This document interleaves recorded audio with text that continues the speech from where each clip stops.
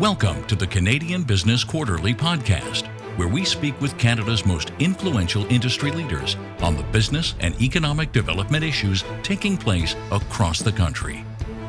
You can stay up to date with all of our content, including our publications, newsletters, and podcasts by visiting www.thecbq.ca and clicking on subscribe. Theo van Wyk is the head of Cybersecurity and Solutions Development at CDW Canada. He leads the security solution architecture team where he works with customers to address their IT security and risk challenges. Starting with data risk in mind, Theo advises and guides customers to develop a balanced security approach, ensuring the recommended security solutions enable their governance, risk, and compliance program while supporting their needs of IT operations. Theo, thanks for joining us today. Good morning. Thank you, Jesse. So give us an overview of CDW Canada. Certainly. So CDW Canada is one of Canada's leading technology solution providers. We have locations in 9 cities across Canada, about just over 1,000 employees, and has since grown to become just over $1 billion company.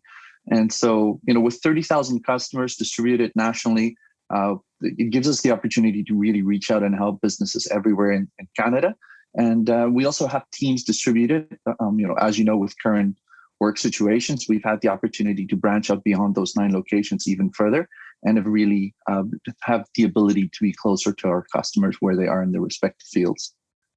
Fair enough. Okay. And tell us a little bit about how the business got started and where it's at today. Certainly. So CDW was originally started out of the US. And so a large organization that started off there. And in about 2003, CDW opened up offices in Canada. And originally, CDW was really focused on supply chain and providing Canadian businesses with their IT supplied and technology needs. And so a lot of our customers today still know CDW definitely for that element of our business. But along the way, as everybody knows, like security specifically and services in general became a focus. And so CDW started up helping organizations that need guidance and expertise, both with implementation and deploying of these technology and solutions. And so CDW really started focusing on a few different pillars, one of which was data center and cloud. The other one was modern workspaces and endpoint. And then the other big one, of course, that we're talking about this morning is security. So today, we are here to look at issues surrounding cybersecurity. Why don't you take us through why this is, such an important issue in the digital world? So, it's interesting when I have this conversation, even with family members, that, I always see that as one of my litmus tests when I can have a conversation with my family and explain it to them as well. Okay.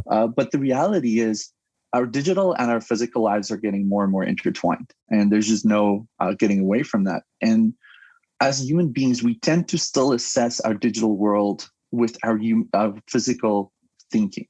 And that's creating all kinds of challenges for us. And I'll give you an example. Right? When we look at the top 3 threat types that we found during our study, we found that ransomware was really high up on the list. We also found things like whaling and social engineering targets as significant threats. And if we just deconstruct those 2 for a moment, if somebody were to come to your house or your workplace or your business and lock up the whole business and take the whole business hostage and take everything over, that is a very significant breach, and that will involve authorities and a number of items. So it is a very significant impact.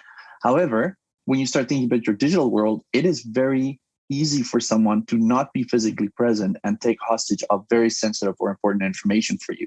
So right there, the ability to execute that attack in that ransomware situation is completely different and a lot more dynamic than a physical scenario. And likewise, so we can walk through all of the number of different breaches. Social engineering is the other one we tell people to think about a lot.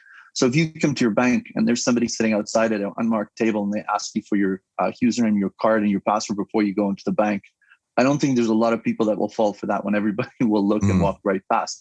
But when we get into the digital world, so often do we get a spam email, we get that text message, and it's crafted really well to play on us. But because it removes that human element, that physical element, it becomes a lot more easy to fall for it if you haven't given that some thought. And so when we look at this and just the sensitivity and the fact that people are doing things like online banking, which is a direct impact on your your financial assets, and then you look at even physical location and the type of things that we have out on our digital lives and that we're putting out on the internet. That's just personal. You can break that now into a business perspective that becomes so much bigger potentially. So that's why having cybersecurity and thinking about it is just getting more and more important. And then the other thing that we remind people, that we've seen and we like to remind people, is cybersecurity is accelerating everything. You can now do shopping, do online banking, and a number of other activities all before you finish your coffee in the morning. And so your exposure and the speed at which things move is so much different that we have to consider this and take cybersecurity seriously and embed it in how we operate. I'll ask you about the types of cybersecurity threats in a moment. But before we do that, where does someone start to begin to understand the risk of this initially? So I think obviously, having podcasts such as yourself and other people sharing information is really important.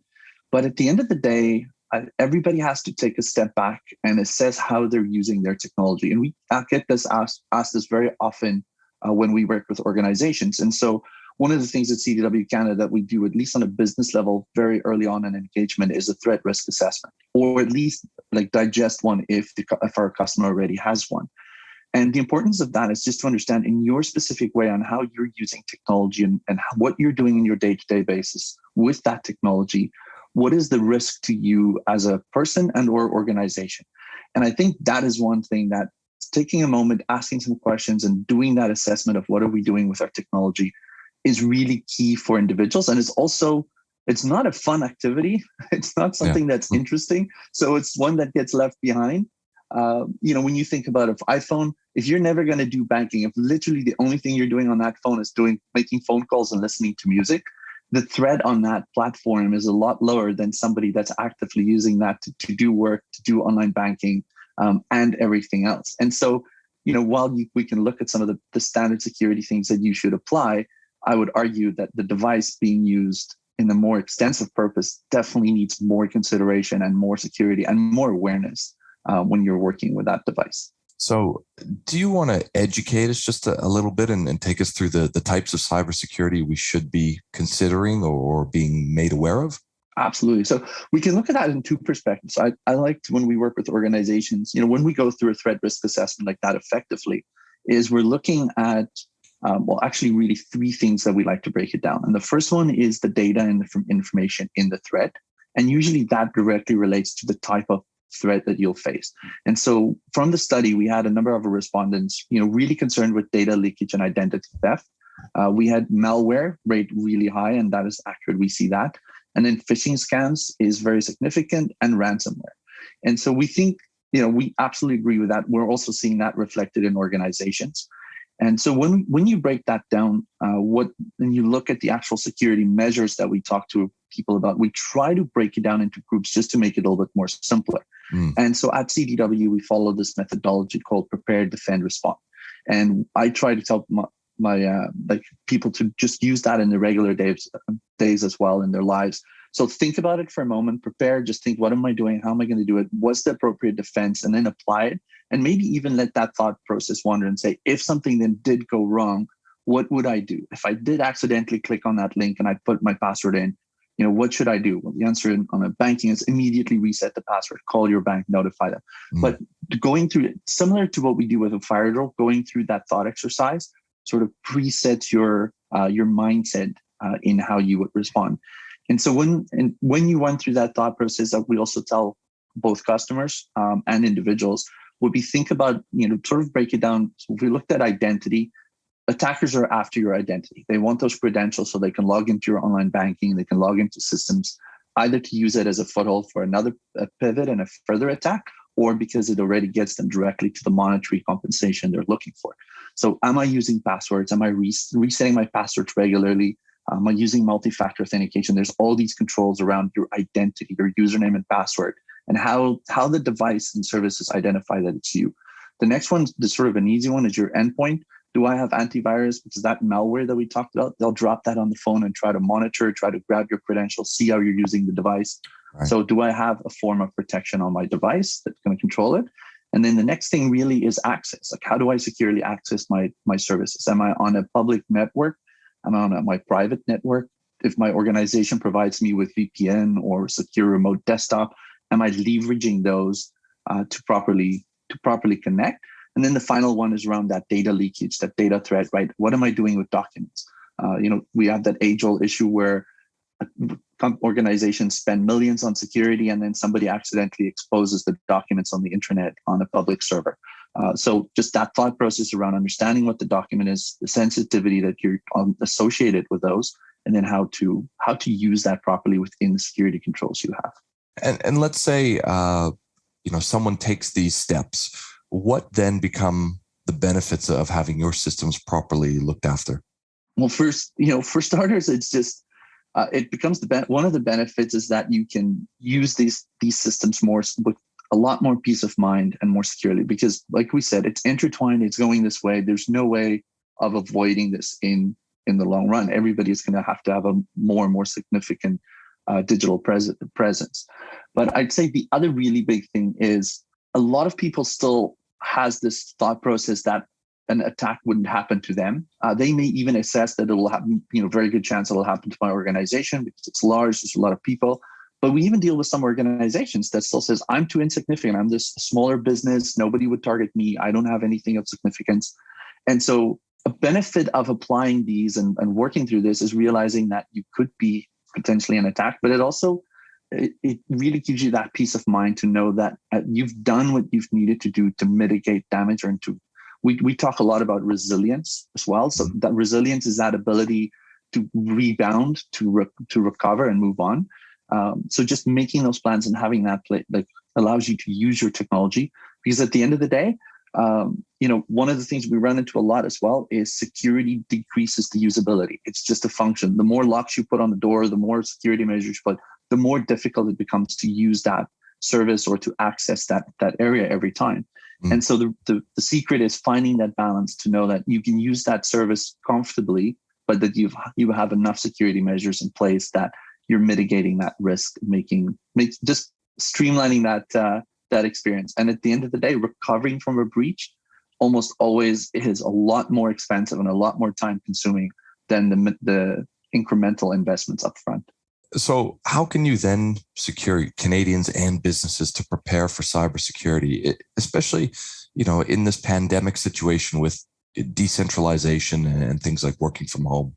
Absolutely. So, one of the big things we talk about is user awareness training. And when we did some of our surveys 2 years ago, there was very, very little training. And when we look at some of the statistics in the report, we were actually seeing that Canadians are becoming more security aware. And that is great news, because that number one is understanding that threat, understanding that it's needed. And we're seeing an increment on that, but there's still a long way to go. So I'd say, one of the very first things is let's educate our users, let's educate our employees, let's educate customers and just the public in general. Let's just keep sending that message. And then the balance to that is for organizations, definitely work with your security partners. Like there's organizations out there that specializes in demystifying this. At CDW, we try to make it consumable, make it digestible, make sure the security is right size. So work with those organizations to make sure you address that. And then for home users, there's great information on the internet. Talk to your people at your organization. 9 out of the 10 times when you find a security professional that's passionate about security, it's difficult to get them to stop talking. They get excited, they get passionate. Leverage that knowledge and talk to them, because at the end of the day, security professionals wants to avoid that breach, avoid that discomfort that users experience. Okay, and most people who will be listening to this will be in a business environment. So how do you think IT departments should be communicating with their C-suite when it comes to, security and those sorts of issues? So I think, we talk a lot about context awareness when we work with our customers and our organizations. Every organization has various layers that interpret that technology differently. And you've just mentioned sort of the two opposite ends of the spectrum, right? Or almost opposite. A user would be the very opposite. But from an IT perspective, when companies like CDW will actually work with putting in a proper security plan for you. And that security roadmap and plan is really important because it actually maps the metrics that drives the business outcomes that the C-suite requires to the technology controls that IT is managing and running. And so just the quick answer to that one would be make sure, place yourself in that position. So there's a moment here where you have to disassociate and think from a C-suite perspective, what is important for them to hear. Stopping 10 antivirus attacks may not translate the same for them. Like what they're wanting to hear is that our end users are more secure. And sometimes it's the same thing being said in a different context. But a lot of that mapping these days are done through security programs and different governance programs that organizations can put in place that does very specific mappings. ISO 27001 is one that our customers will be familiar with. NIST, CSF would be another one. And these frameworks really focus on making sure that the technology controls available and implemented drives the business requirements. And once you have that in place, then I believe it's really important for IT to make sure that make C-suite part of your champions by articulating that in that manner for them, that it actually addresses the business needs and drivers and makes C-suite understand like why all the hard work they're doing is making the organization and the business and how it operates more secure, and not just the actual technical specifications or the technical results from an antivirus or a specific technical control. And as we wrap up now, Theo, is there anything else that you might like to finish with or share? So annually, CDW does a security study. Our information is available at cdw.ca/security study. This study is focused on organizations specifically. So we survey about 500 organizations nationally with security questions. So from that perspective, if you're an IT professional or in an organization, you want to look more into that, there's a lot of info that our customers feel is helpful, and it's direct response from the Canadian market. So it's very specific. There is the report that we'll be releasing for the Cybersecurity Awareness Month. That is more user focused, so information in there. And then just again, like that prepare, defend, respond. If you have questions, like if you feel overwhelmed, because security can be complex, don't hesitate to reach out to a security partner or a security expert. Engage them, because once you do it right, the idea is security should get out of the way and pave the runway for you to do business and use technology more efficiently and effectively. Excellent. Well, thanks very much for your time today, Theo. Thank you, Jesse.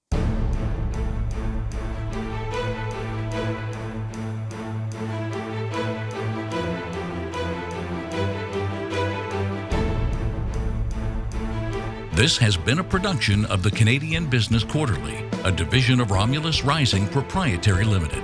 All rights reserved. You can stay up to date with the Canadian Business Quarterly, including our publications, newsletters, and podcasts by visiting www.thecbq.ca and clicking on subscribe.